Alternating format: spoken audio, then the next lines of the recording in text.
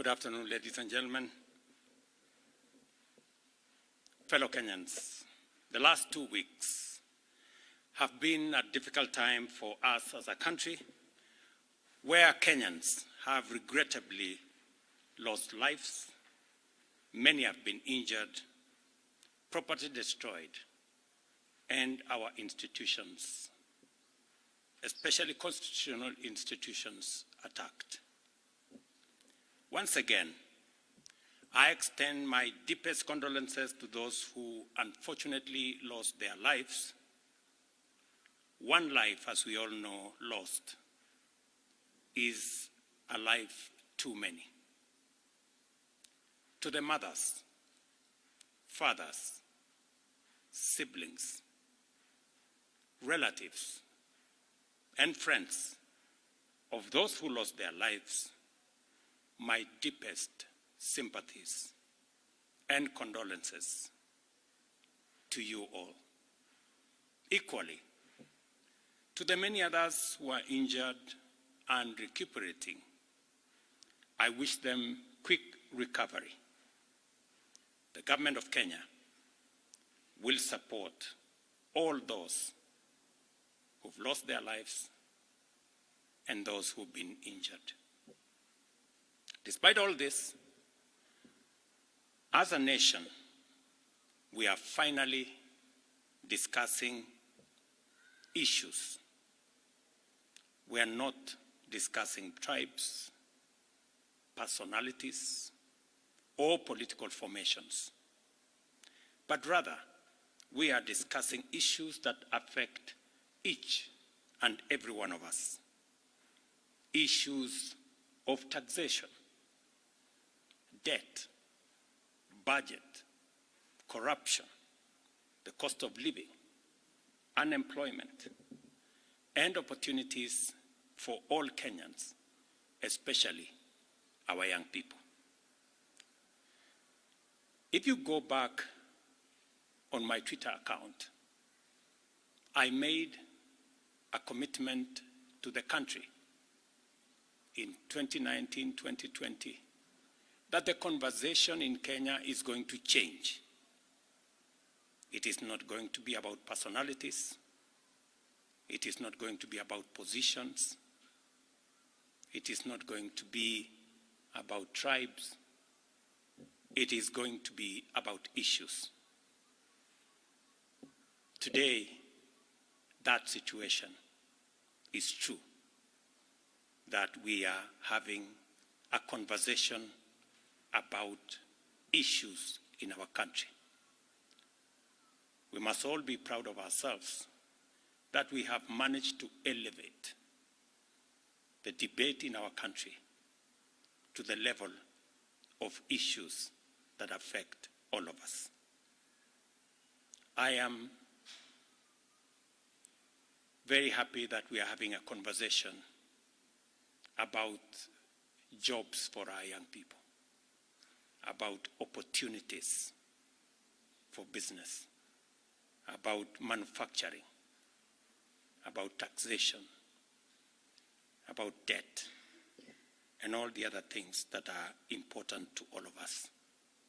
I make this statement to highlight the actions taken in response to the overwhelming public feedback in the recent days, and to fulfill my commitment to continuously and effectively listen to the people of Kenya, and to underscore my intention to always take public contributions in good faith, applying them to enrich policy making, governance, and government programs.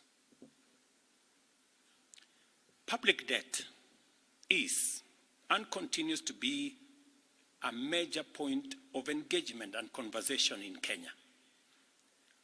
I have today appointed an independent task force to carry out a comprehensive forensic audit of our public debt and report to us in the next 3 months.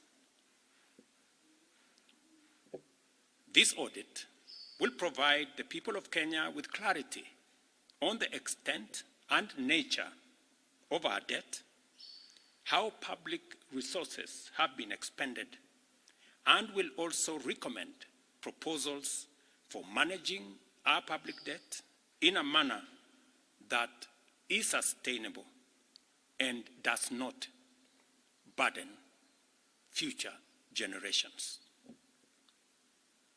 The consequence of withdrawing the finance bill is the reduction of our revenue targets by 346 billion. Over the last few days, our Treasury team has been assessing the adverse impact of either reducing the budget by 346 billion in full or borrowing the 346 billion in full. And cutting the entire amount in our assessment would significantly and drastically affect the delivery of critical government services, while borrowing the whole amount in full will occasion a fiscal deficit by a margin that would have significant repercussions on many sectors, including our exchange rates and interest rates. We have since, after extensive consultations, struck a middle ground, and we will be proposing to the National Assembly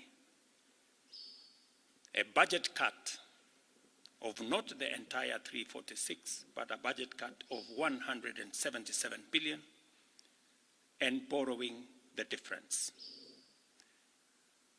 Whatever we are going to borrow, the difference, will increase our fiscal deficit from what I intended to be 3.3% of our GDP. It will now go up to 4.6% of GDP, still lower than last year, and will be used to fund some of our critical government services. We will use the money that we will borrow to protect funding for some of the critical areas that the people of Kenya have asked me to protect.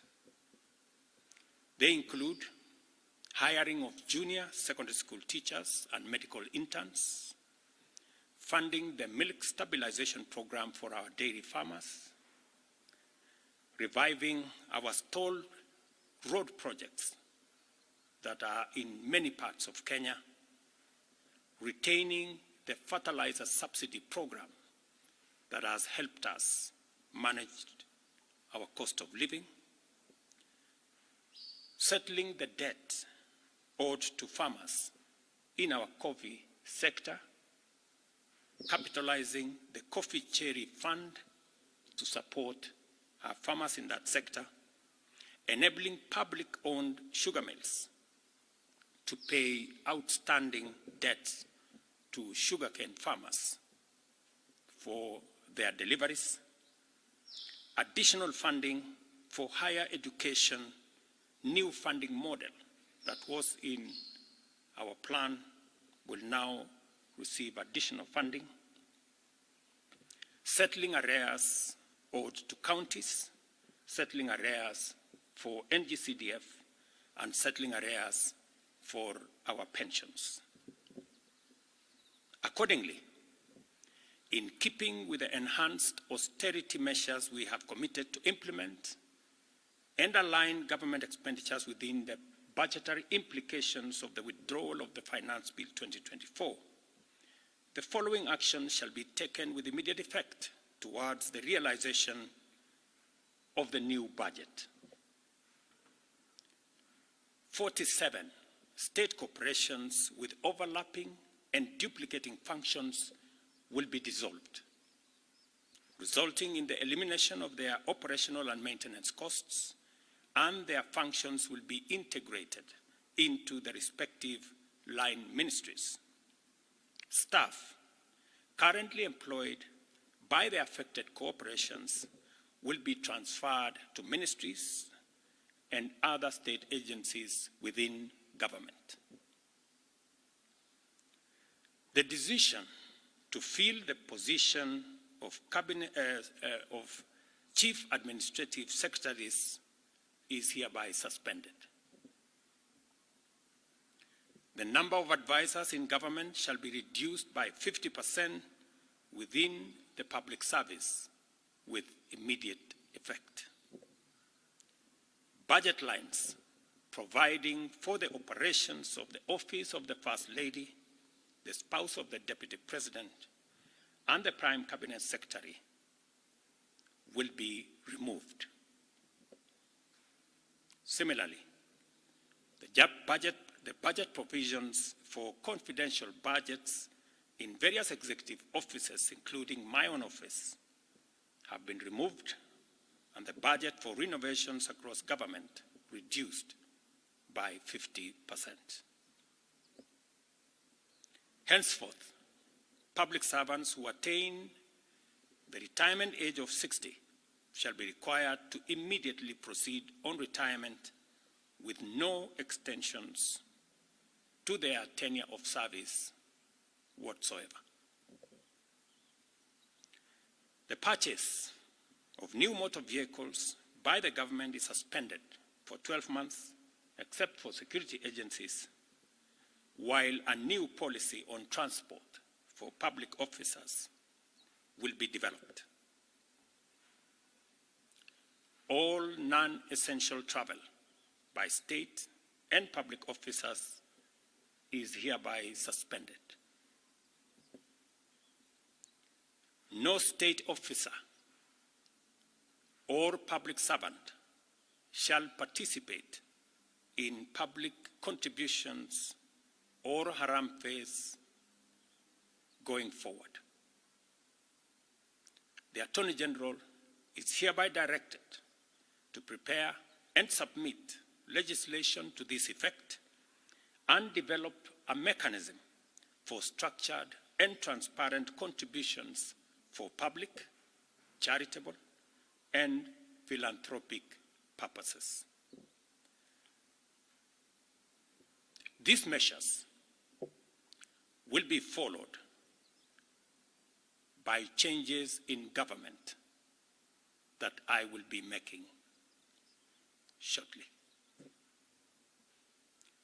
We are determined to carry out this and other interventions to improve the quality, efficiency, and transparency in serving the people of Kenya and ensure that citizens receive maximum value for their resources from a public sector that prioritizes their welfare. I believe these changes will set out our country on a trajectory towards economic transformation, enabling us to achieve the strategic objectives of the bottom-up economic transformation agenda and deliver our commitment to radically enhance opportunities for all Kenyans and transform our country. Thank you very much.